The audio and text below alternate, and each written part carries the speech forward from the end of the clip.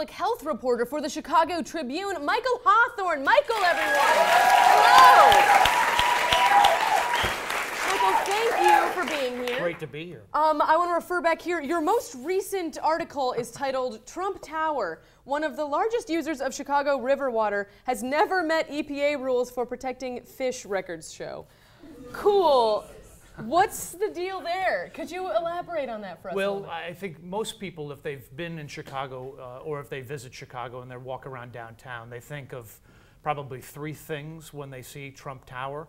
There's a giant sign of the president's last name, 20-foot high letters. There's a spire on top of the building. It makes it one of the tallest buildings in the country. And if you go on one of those architectural tours and you pass by, you see 2 floors of empty retail space. It's still empty after a decade. But what's going on underneath the water there is that Trump Tower takes 20 million gallons of water a day out of the Chicago River to run the air conditioning system. And then, so it cycles through the building, and it comes out up to 35 degrees hotter, which, okay, what's the big deal about that, right? Maybe it wasn't a big deal if Trump Tower was built in, say, 1910 or something like that. The Chicago River, for many years, we reversed the Chicago River away from Lake Michigan to keep our shit out of our source of drinking water. We'll bleep that. No. That's you can say whatever the fuck you want. Okay. Well, my job really comes down to writing about shit. Right, it does. So, yeah. Now this is not necessarily that, but it can lead to more of it. So the river, it's weird, right? It's this engineered canal that the flow goes the opposite direction. It was one of the most audacious engineering projects of the 20th century. But it's gradually getting cleaner. People think, hey, by the way, we've got this river here. Maybe it should be clean. Maybe we should enjoy it. Maybe we should stop shitting in it. So, and it still happens actually sometimes. Yeah, if I did it rains, it last week. Yeah. The Dave Matthews Band once dropped a whole load of shit That was on a bunch here? of people. Yes. Oh, no. One of my favorite stories of all time. But That's your favorite story? Have you read Lord of the Rings or? It's pretty good. It was a fun story to write. Let's put it that way. Okay, great. Yeah, Yes. makes sense.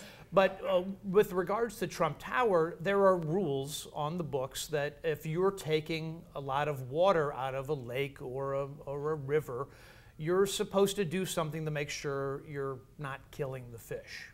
And how does heat kill fish? What's the big deal? It's 35 degrees hotter. Well, first it's when it's coming in. So Sure. these intakes are so powerful they could fill an Olympic-sized swimming pool in less than an hour. Okay. So that means the fish get sucked in. They can literally get shredded to death. Jeez. Or the poor little fish can get pinned against the intakes and then they can't swim away. Little fishy. So they suffocate. Or the little fish get sucked in and they go through the building and then they get cooked to death. Poor fish. Yeah. Poor fish. But then when the water comes out, some fish don't like water changing temperature really quickly. So it can shock them, it can lead to all kinds of different stress, and they're already stressed from other things in the river that we put into the river every day. Which is my kind of my next question. So aside from the name of Trump Tower, which there's a whole level of irony of it being owned by President Trump, but is this building separate from other buildings? Is it like the most polluting, or are there other ones that are doing the same thing? Well, from what I could tell from the records is that they're the only one that hasn't gone through this process to figure out how they limit fish under the law. And limit killing why? fish under the law. How can they not do that? Are there are laws for it? Well, initially when they built that building in 2009, roughly the late 2000s, they just didn't even bother to get a permit. Interesting. And the state of Illinois later fined them $46,000 and said, hey, get a permit and figure out how you're not going to kill the fish. They gave them 3 years, or actually, I'm sorry, they gave them 6 months to actually do a study and figure out how they can stop killing the fish. They just didn't do it. And now the state of Illinois wants to give them another permit, and they want to give them 3 more years to do this study that was supposed to take 6 months 4 years ago. Okay, so they just don't do anything. It seems like it, right? It does seem like it. So there are other buildings, and there are other newer buildings. Yeah. There's another building called 300 North LaSalle. It was built around the same time. It's not as tall as Trump Tower. It's maybe 30 floors shorter than Trump Tower. But where Trump Tower takes 20 million gallons a day, 300 North LaSalle takes less than 2 million gallons a day. And so is that more normal for... In general, in Chicago, that is the case. There's a couple of really big buildings, like the Merchandise Mart and the old post office that's being redeveloped right now. Those buildings take a lot of water. But I found, one of the things that I love about my job, not only getting out on the water and getting out into Lake Michigan and other places like that to see what's going on with our environment, I also get to learn new, funky, weird, nerdy things, like we've got these giant ice batteries all over downtown Chicago that run... Ice batteries? Ice batteries. They chill the water overnight, and then they send it out during the day to cool buildings. Great. So there's 120 buildings in downtown Chicago that operate this way. They don't rely on drawing water out of the Chicago River. So already there are newer ways, more efficient ways of doing this kind of necessary work in terms of cooling a really large building. When I asked the company that operates these ice batteries why Trump Tower isn't hooked up to it, the man paused and just said, well, they made a business decision. Which is, it's too expensive? Is it more expensive to be green? That's a good question. I don't know if it is, because there are other reports that show that Trump Tower, the Trump International Hotel and Tower, is actually the least efficient building in terms of energy use as well. So, Chicago, we're trying to do a big thing. Maybe the federal government isn't right now, but we're trying to do more in terms of doing our part to fight climate change. And one of those ways, one of probably the biggest ways we can do that in Chicago, is reduce our energy use. And so you've got a lot of other buildings in the city of Chicago, really big buildings like the Sears Tower, the Willis Tower, or the Hancock Building. Yeah, all of these buildings have done different kinds of retrofits and adopted all these different types of energy-saving measures to kind of lessen our carbon footprint. Trump Tower hasn't done any of those things.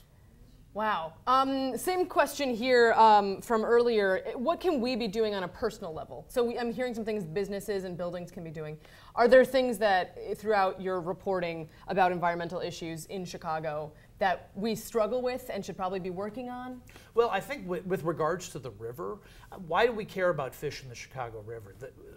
We've built this river walk. It's one of the most popular tourist attractions now in the entire state and the entire region. We literally invite people to get close to the water. And yet, fish, there are a lot of fish now. The water is getting cleaner. Are there? You could go, there's a fishing pier on the Chicago River People walk. fish in it? You could actually, I wouldn't That's eat not it. advisable. I would not eat it.